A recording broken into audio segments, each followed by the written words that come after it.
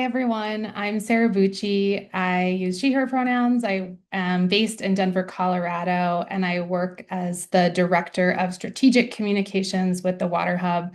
I've been on our team for a little bit over 5 years. Thanks, Sarah. I should have said I use she, her pronouns. Nicole Lampy. I'm managing director of the Water Hub. And yeah, we're super excited to be teaming up on this with Climate Advocacy Lab, and I'll invite Kate to introduce herself and them. Hi, I'm Kate McKenney. I'm the managing director of the Climate Advocacy Lab. We're a movement support organization that supports the U.S. climate movement with evidence-based insight, skills, and connections with the hope in building durable power and equitable solutions. We have about 5,000 members across the US. We have a online community and we do a lot of trainings and skill building within the movement to help people win campaigns. We also do a little partnership. That's why I'm here today. We partnered with the Water Hub on research and case studies and campaign strategies. And our main goal is to share these out with our community and the broader movement so that we can learn from each other. I am based in Western Massachusetts, and I'm really happy to be here. Thanks, Kate. So I will kick us off and ground us in why we decided to partner and focus on disaster resilience. I know I'm preaching to the choir here, so I will be brief, but extreme weather is one of the primary ways that people personally experience climate and water impacts. Heavy rains, deadly flooding, extreme heat, slower moving disasters like drought are happening everywhere across the country. They are visible, they're disruptive, and they are things people feel in their daily lives or see on the news. And so we know that this is a place where we can engage with people about climate change and water solutions. Importantly, preparing for and recovering from extreme weather are also not viewed as highly partisan as using words like climate change can be. And so concerns around these impacts cuts across political lines and gives us broad agreement. So we have kind of a stronger foundation to work from. And we know extreme weather is getting worse. And not only are we seeing more frequent and severe storms, for example, this is also happening at the same time that trust in government is declining. Core agencies that respond to climate disasters or help predict and prepare for, like FEMA and NOAA, are being gutted. And so all these things are happening at the same time, which presents us with real challenges, but also opportunity. So given that landscape, the Water Hub and the Climate Advocacy Lab were really interested in working together to better understand how can we take this kind of broad agreement and broad concern across the public and turn that into the political will to fund preparedness and prevention. And one of the pieces of this that the Water Hub is especially interested in digging into is how we build and harness support for nature-based solutions. So things like investing in restoring and protecting ecosystems that help communities, forgive my pun, literally weather the storm. We are also talking about healthy forests and healthy soils that absorb water, protect rivers that supply our drinking water, or hold water in the soil upstream longer to help buffer drought. Those are just a few examples. And even though these solutions are often lower cost and provide multiple community benefits, are often distributed, there is a lot of research that shows funding for infrastructure, climate resilience, water infrastructure tends to default to bigger concrete heavy projects like pumps and levees and seawalls that harden the landscape. And there's a real opportunity right now where we want to better understand how we can build support for these other kinds of solutions and turn that into action.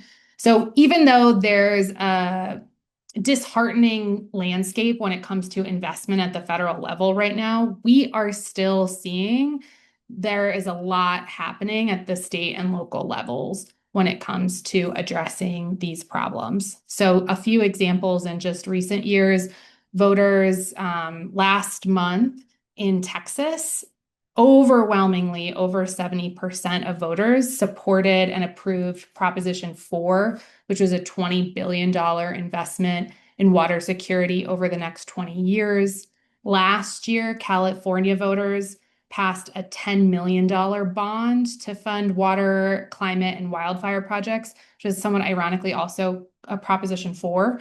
In 2024, there was also a local bond in Suffolk County, New York, that approved $4.2 billion for water infrastructure. So we are seeing that when water funding, resilience to climate impacts are on the ballot, voters approve and support them. I think, Kate, you also had a great example from your neck of the woods in Massachusetts too, right? Yeah, in 2023, Massachusetts had tremendous flooding from a rain event in kind of the towns that I live in. And luckily, the state had already passed sort of municipal vulnerability protections program, which has been funding, resilience efforts throughout the state. I think the program has already done about $220 million in projects, with more happening each year. A lot of those do focus on things like culverts and dams and things like that. But we've also seen some programs that really focus on wetland restoration, forest conservation, and projects like that, which are more nature-based solutions. So there's definitely a model there that others can look to. I froze for 1 second. Sorry. I think I'm back. My bad. Just all kinds of technical issues for me right now. I'm so sorry.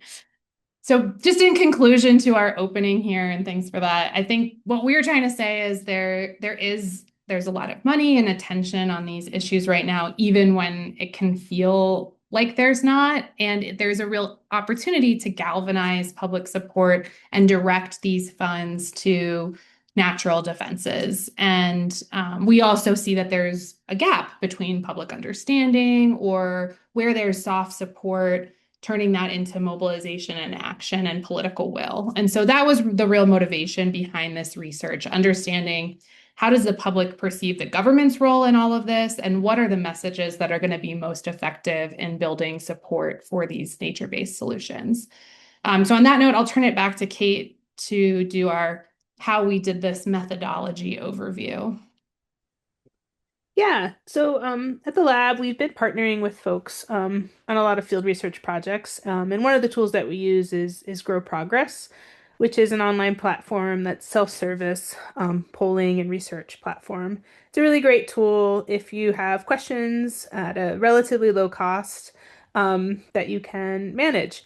When we approach this kind of research, we like to start with something called an audience understanding, which is more of a qualitative test, which gives you like sort of an understanding of the like how people are approaching an issue, and follow that up with a rapid message test, which is more of a a, a way to sort of hone in on persuasive messaging.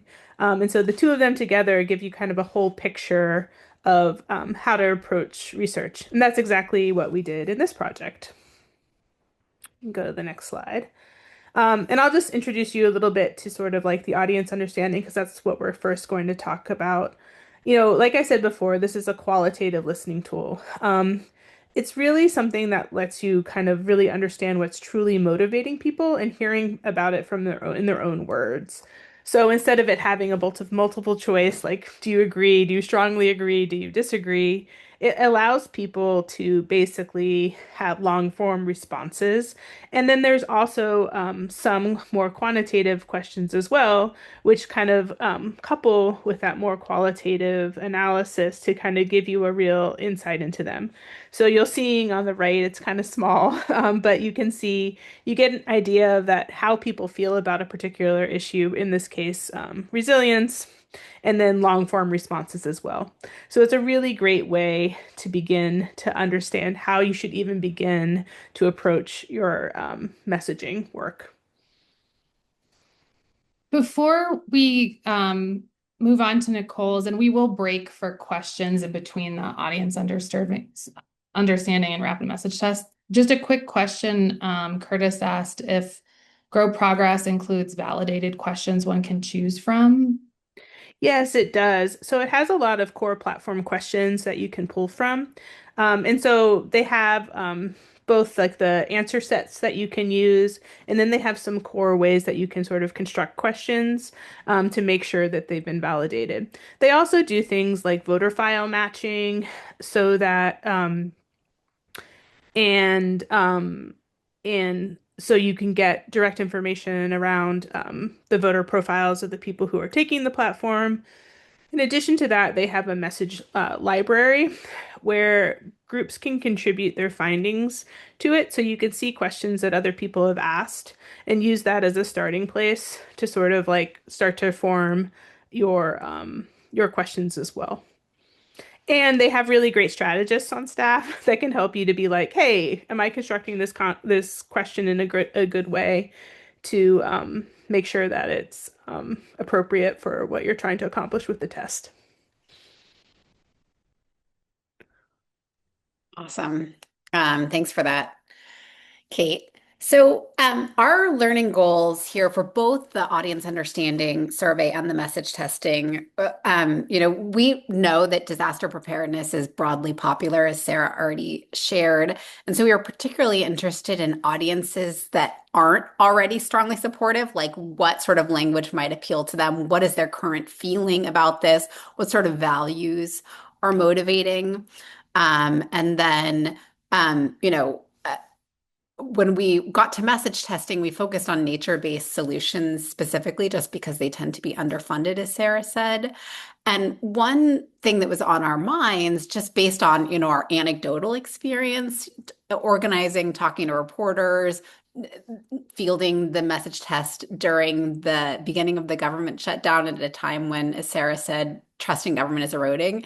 It's just like, how can we counter people's feelings that things are just broken, and get them to a place of like moving to action? And I'll flag already up front that this is an area where we need to do some additional research, but we did have some insights from the research that we've done so far. And so the core question in our audience understanding survey was, do you agree that it's the government's job to fund disaster resilience to help keep communities safe from fires, flooding, heat, drought, and freezes? And there were a couple of choices we made in the question design, starting with not naming a particular level of government, right? And then we talked about disaster resilience. We didn't mention climate change here. And we did use the term resilience, which prior research, the Water Hub has actually done a fair amount of polling on resilience previously. We know that 9% of people don't know what that word means, and that there are other people that have reservations about it because it's been used so cynically to shift the focus from like government's responsibility to keep people safe to communities like need to continue rebuilding after preventable disasters. And then lastly, we included the word safety. We know that that's like a value laden word that resonates broadly, and we called out specific disasters, recognizing that disasters look different in different parts of the country, and that the idea of disaster may be less emotionally resonant than, flooding in places that have recently experienced it, or fires in places that have recently experienced those. And so, as I said, disaster preparedness, super popular. 57% of people strongly agree that it's the government's job to keep us safe from them. 36% of people somewhat agree, and just 7% of people disagree. So that's a really good place to start from. And when we were analyzing the data, we looked specifically, or we dug most deeply into the strongly and somewhat agree respondents. So starting with strongly agree, perhaps unsurprisingly, these are folks that are, environmentalists generally in their beliefs and behaviors. They value compassion. They believe that it's government's job and the government to meet people's basic needs, and in fact that the government should do more by way of public support. And they're into equality. So there are a series of follow-up questions that get asked after the key question around, attitudes on everything from political correctness to equity to deservingness. And then we're able to look at those responses in context with people's views around disaster preparedness. So I'll just share some top lines for both the strongly agree and somewhat agree persona. Next slide. So values that came up among people who strongly agree, as I mentioned, equality, independence, responsibility, safety, and fairness. Interestingly, this is a group that does not tend to align with values like authority, patriotism, or merit. And I wanted to call out merit specifically because I think one of the challenges that we as water communicators continually confront is just, sort of like broad cultural stories that we have around like, this being a bootstrapping country and people ought to take care of their own needs, and those that deserve it already have everything that they need. And so, that's something that I think we need to counter when we are advocating for government safety net programs, especially for communities that have been historically neglected and therefore highly vulnerable. Next slide.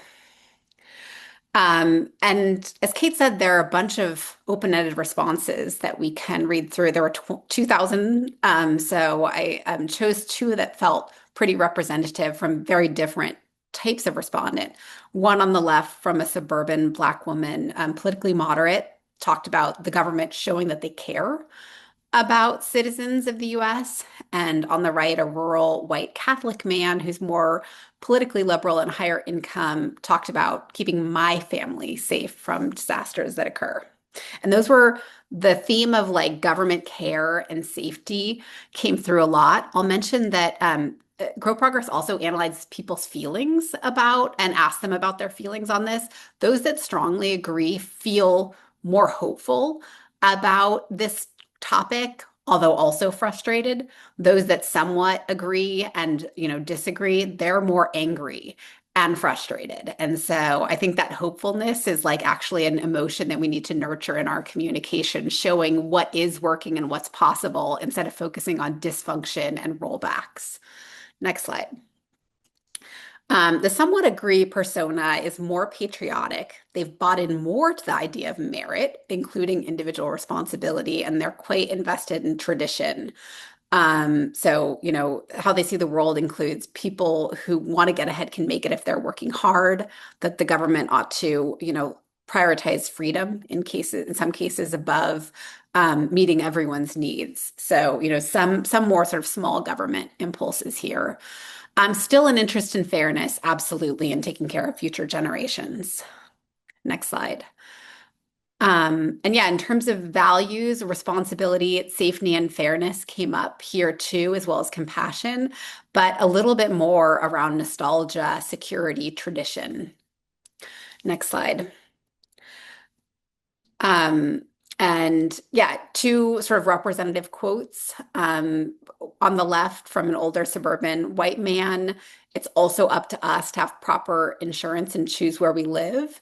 So yeah, a little bit more on the like people should take care of themselves. And then on the right, you see, I believe this is something that our country cannot justly eliminate, but I think this needs to be monitored to be sure the system isn't being abused. Concerns about fraud and abuse came up a fair amount among somewhat agree respondents as well as disagree respondents. And I think that is, consistent with some of the messaging that's been coming from this administration. Next slide. Oh, sorry, that's it. So we're going to actually pause for any questions about the audience understanding survey before we move on to talk about what we tested on messaging.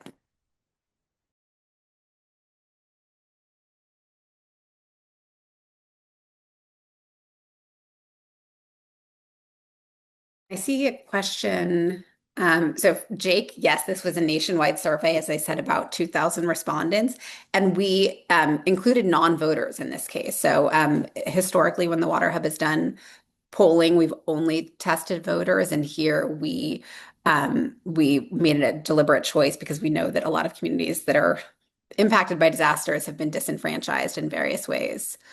Um, let's see, we had another Francesca asked, did you have community in the space for the survey? This is a virtual survey that was fielded, and I think that Kate could probably answer where Grow Progress gets its respondents. Yeah, they're online panels. They get them from a variety of sources. A lot of it is sort of like in app, and then it's sort of like specific recruitment that they do for particular types of folks. And you can, like as part of the survey setup, like I've done it in a lot of cases where you're trying to get particular demographics or groups of people. They sort of tailor the platforms in the way that they do that, based on the needs of the survey. Thanks for And I'll that. just one other thing. Uh, you can also you can do state-based surveys. You can do it. You can even go into a district as long as there's a large enough population. So it has a lot of flexibility in that way too. Thanks for that.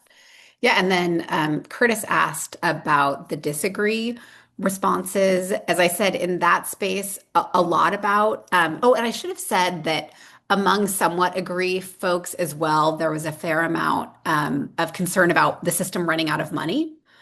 Um, Folks that strongly and somewhat disagreed, again, more like anger and frustration, disgust, even. And it was sort of a mix of people saying that like communities shouldn't be relying on the government, they should take care of themselves, and then a sense that like government is so broken, and specifically calling out Trump and the government having other priorities and or this ought to be state or local. And so one of the interesting trends that I noticed in the open-ended responses is while we didn't specify which branch of or which part of government, which level of government, any open-ended response that addressed the level of government either said like this ought to be state and local responsibility, I think sort of reflecting talking points from the current administration, and or saying like I don't think the Trump administration can do this fairly, and or I think that people have taken full advantage or taken advantage and it needs to be reformed. Yeah, and I see Tiana's question around like people's propensity to take action or engage. I'm not actually sure if there uh were follow-up questions in the audience understanding. We did ask people about their if they feel personally prepared for extreme weather and found that there wasn't a correlation between views and people feeling personally prepared or not. But when we move over to our rapid message test next, we did want to judge whether our messages both persuaded people to agree but also persuaded people to take action. So that's something we sort of got into in the next section. Um, Yeah, one other thing I wanted to mention, yes, and per Curtis's point, distrust of federal government tracks with other surveys. Absolutely. Trust tends to increase as you get closer to home, right? With local government being more trusted.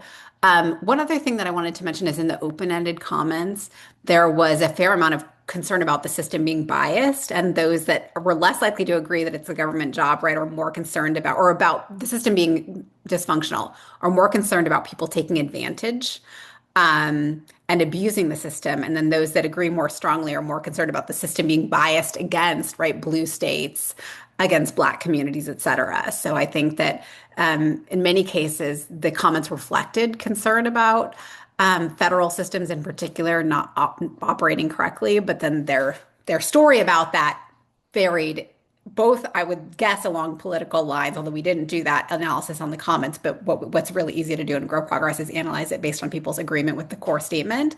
And it certainly varied based on their level of agreement that it's the government's job to keep communities safe. Great. I think we can probably come back to some of these too when we get to the end, but I think it's next up Kate's going to give us the lowdown on how do you do message testing, and then we'll share our results there. Yeah, the rapid message test is exactly what it sounds like, a rapid message test. In many cases, these tests can take like 24 hours to run. Um, in this case of Grow Progress, they have a really robust online panel.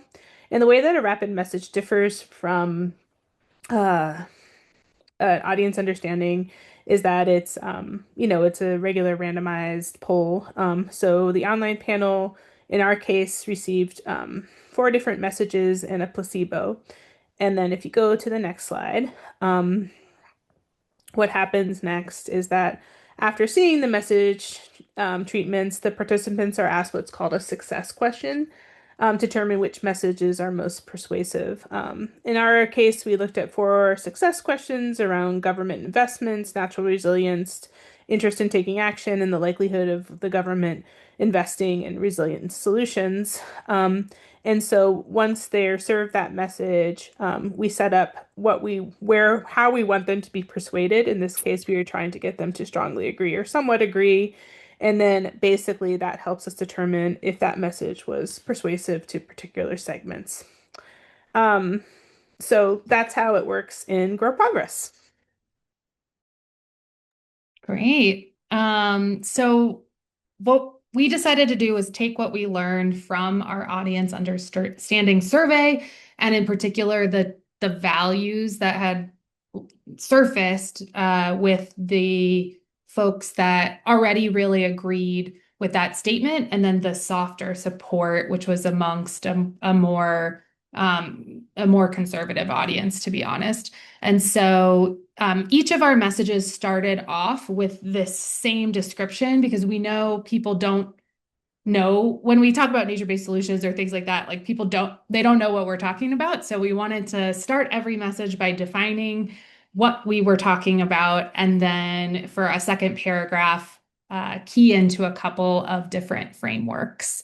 And so the message started with, across the country, our communities face increasing threats from extreme weather. The good news is we can tap into natural defenses to keep neighborhoods safe and healthy. Plants and soil soak up rain and runoff, so having forests, wetlands, parks, and gardens nearby reduces the risk of fires and flooding. Our first message framework we just named these so that we would know what we were talking about. And this we called our collectivist mindset message. And we really wanted to tap into what seemed to be shared values across the audience around safety and protection. Safety is something Nicole's talked about quite a bit, fairness and inclusion, and sort of the well-being of the whole. So when government steps up by investing in natural defenses in places most at risk, we all benefit. This isn't about politics, it's about protecting our homes, our families, and ensuring everyone, no matter where they come from or what their story is, can live in a safe, secure environment.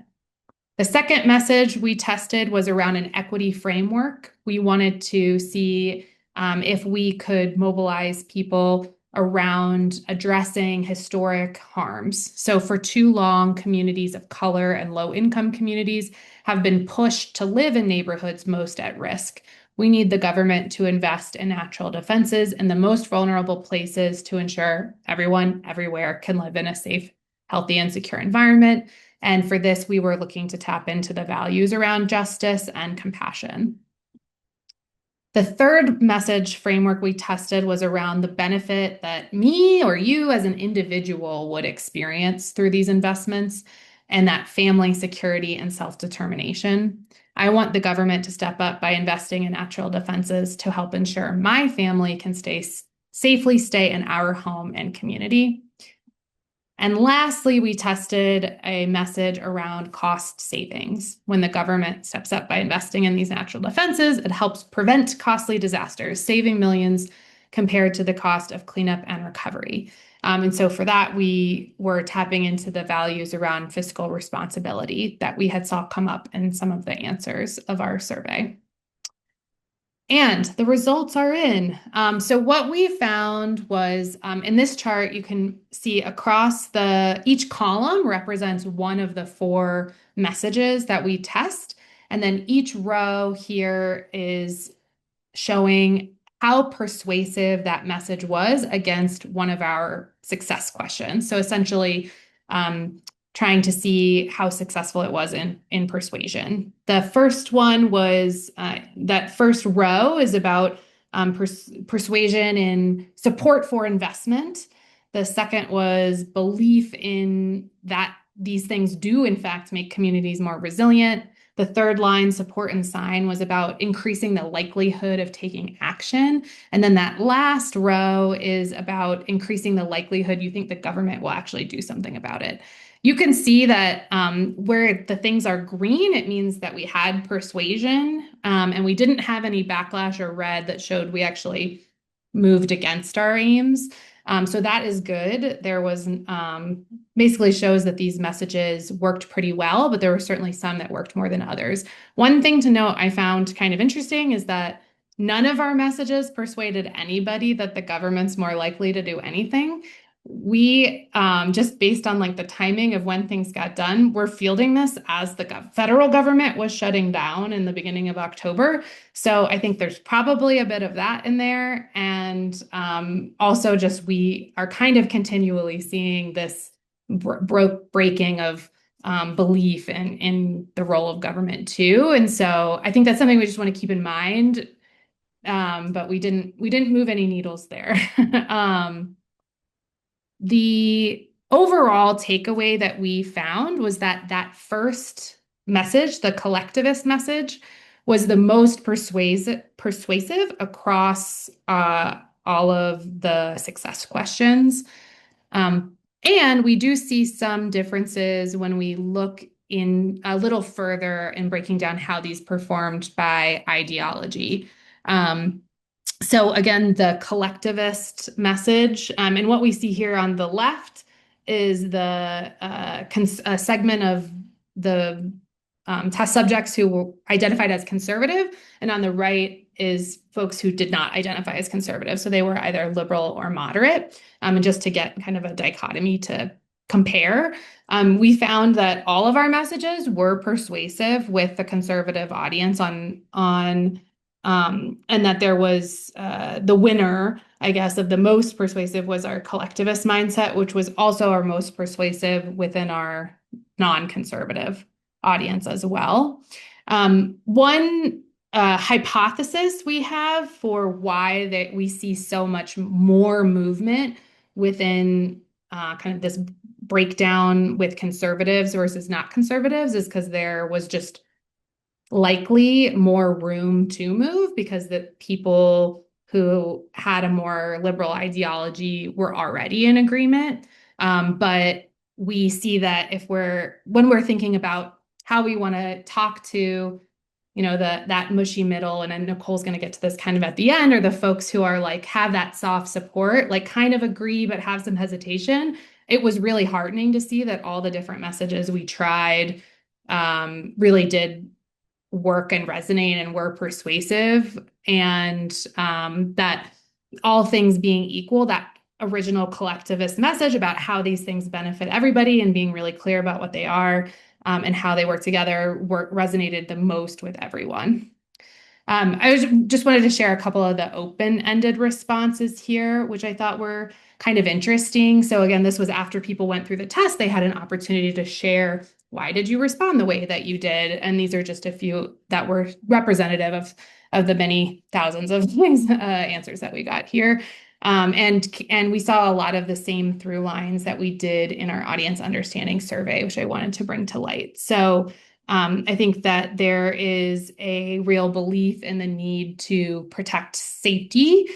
There, we see a lot about the protection of and saving people's lives, that this is why we pay our tax dollars. But there was also some things that came up around personal responsibility. So in the bottom right hand, we see, there's a lot the government can do, but I also think there's a lot that we can do for ourselves. And that was a through line that we saw throughout responses as well. So it's just something that we're trying to keep in mind as we go through this.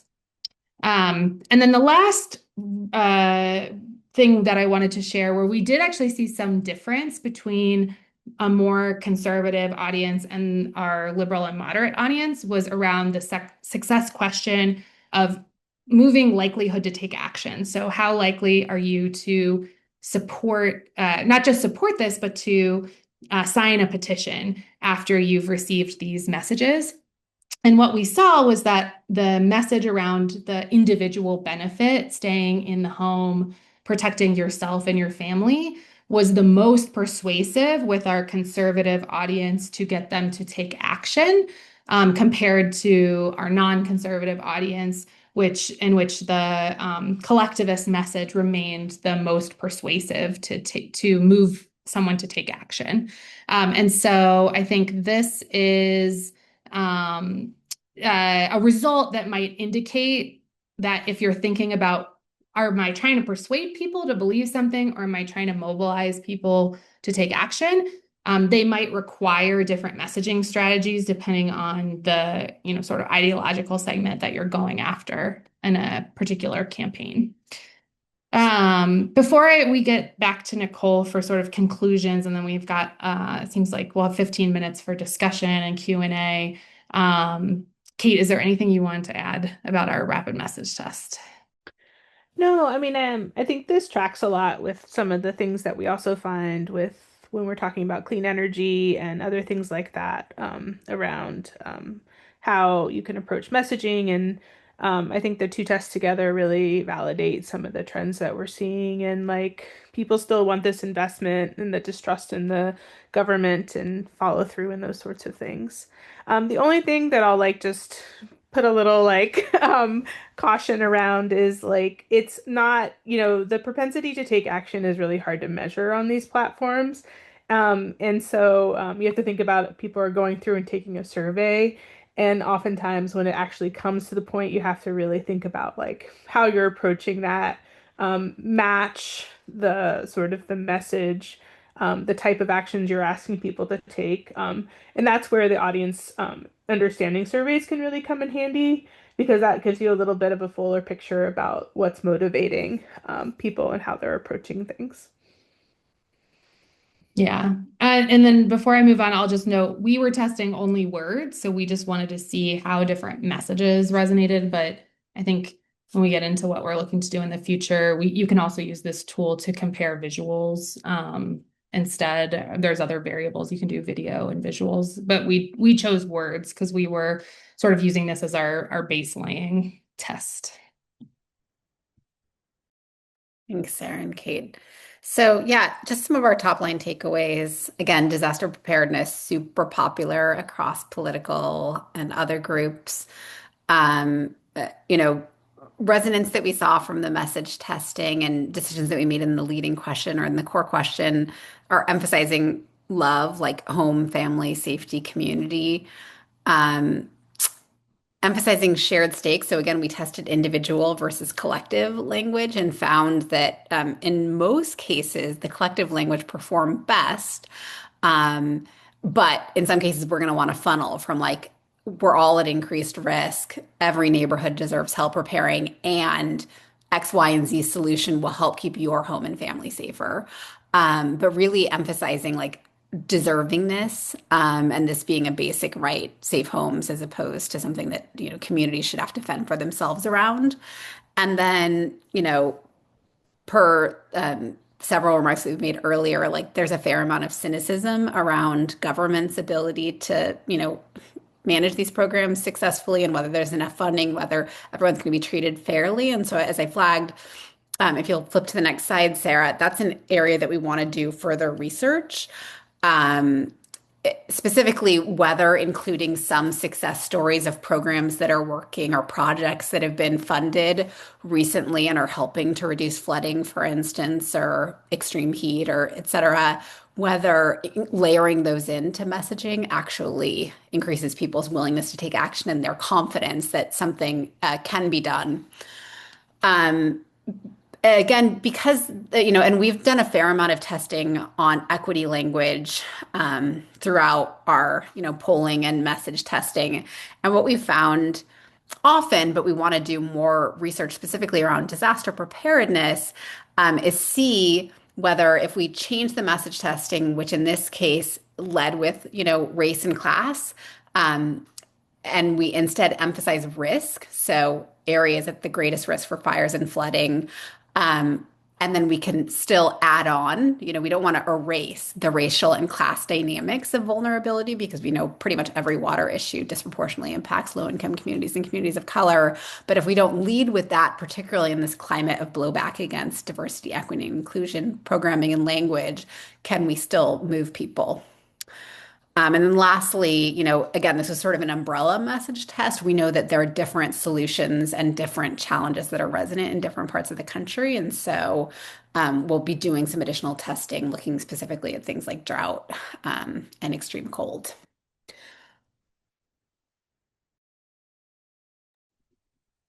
We've made it to the discussion part of our conversation here. So yeah, I think I'll just stop sharing my screen and folks can feel free to either put things in the chat or raise your hand if you want to come off mute and speak in this webinar format. But really interested, yeah, if you have questions or just other things we should consider as we look at what we want to test in 2026. We're definitely interested in feedback from the field to make sure we're providing the kind of guidance that's going to be the most useful.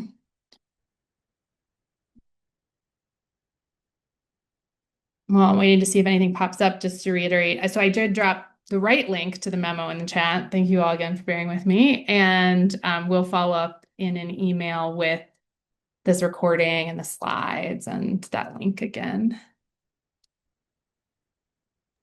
I'm also going to plop my email in here if folks have follow-up conversations either about the Climate Advocacy Lab or questions about like polling or using the Grow Progress platform. Happy to chat with folks about that. Thanks, Kate. Does this just mean we did a good job? I see Tiana's question on access and affordability. I think we're trying to develop what our kind of testing program in 2026 is going to be, and have seen I mean, a water of access and affordability is an issue that we work on with a lot of our partners. And I know that Tiana with We the People of Detroit and other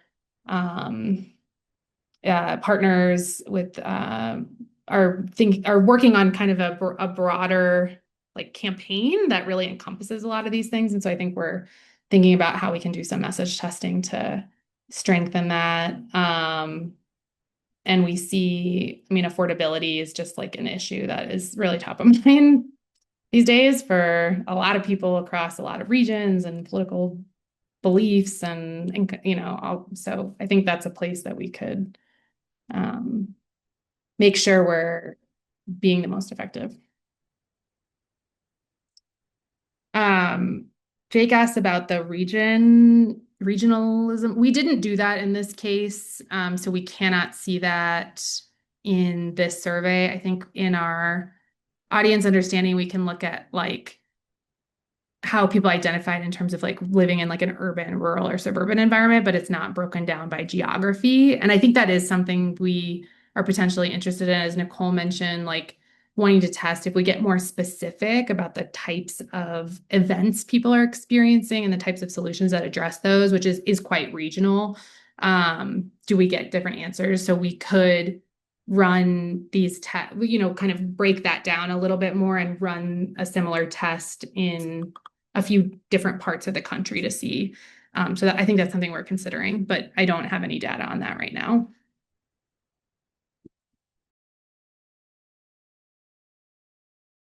Yeah, and Tiana, we can send you past testing on water affordability and the messaging that's most effective. But I think one thing that I've noticed recently is there's like, there's a whole like energy and utility affordability like effort underway that ignores water. And we know that water assistance programs and water affordability programs tend to be neglected relative to other utilities, including like broadband and telephone support. And so, yeah, I'm interested as like the economy has gotten more challenging and health insurance premium and all the things are getting more expensive, right? Do we find that it's more effective to frame affordability in context with that?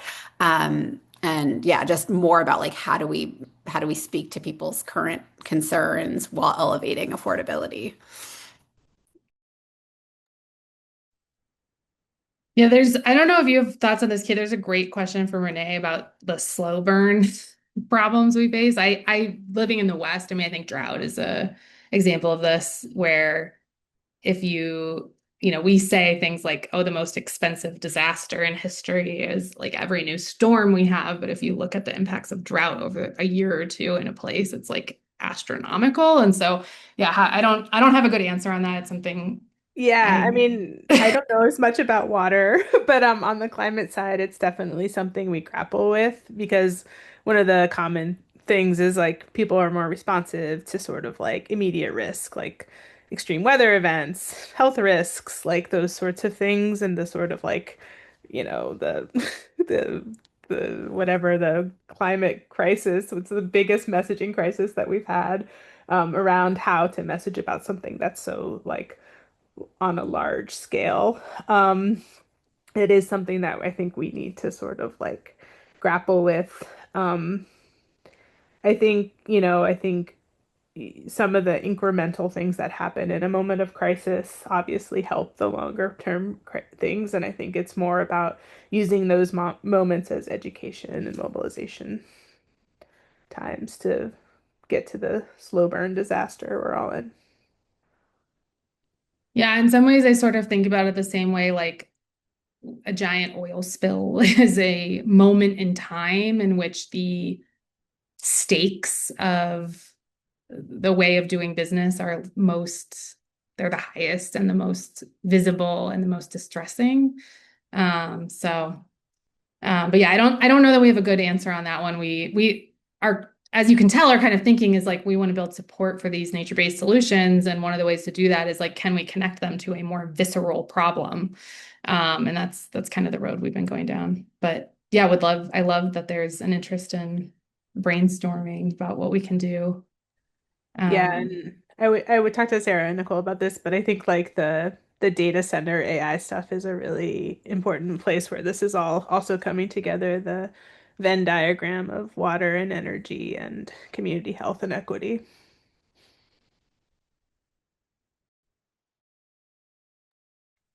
yeah, totally. Our colleague Jessica is our savior and has put also in the chat a survey. People don't mind taking that and telling us how we did, what we can improve, what was helpful. You could put some of these ideas in there too, so we can make sure we follow up. That would be awesome. Thank you.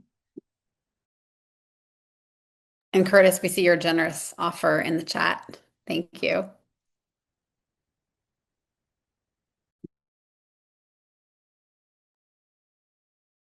Thanks, Renee, for that resource. If I can dig up too, the Water Hub also did just post, our colleague Susan Garcia posted a blog on our site, kind of giving a lay of the land of data centers and water.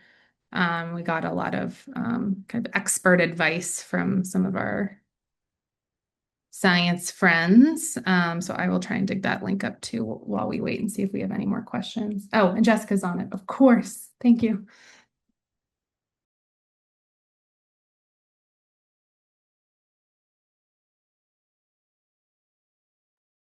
If questions come to you as you are reviewing the follow-up materials and or if you have resources to share, we'd love to hear those. So feel free to respond. We'll be getting out an email in the next couple of days with the report, the slides, the recording, etc. And yeah, welcome you to respond. Um, and a pitch too, if you want to learn about other Water Hub trainings and you learned about this through Climate Advocacy Lab or another group, we encourage you to sign up for our newsletter, and then also encourage you to follow Climate Advocacy Lab, who shares tons of additional research and trainings and resources in their newsletter Should and on we Slack. should we plug our Thursday webinar? Because we have two webinars happening this Yeah. week. And maybe Jessica could dig up the link for that one. She's helping us in the chat. But on Thursday, our colleagues, Jose Aranda and Susan Garcia, are joining with the groups Rogue Water and Junction Coalition out of Toledo, to talk about a communications guide for utilities and community groups to work together and build trust. So if that's in the Venn diagram of your scope of work on this call, would love for you to join us on Thursday as well. And yeah, we'll just end by saying thank you for joining us. And hopefully the end of the year is, for me, always a good time for rumination. So conversations like this are really helpful as we get into planning in 2026. So thanks.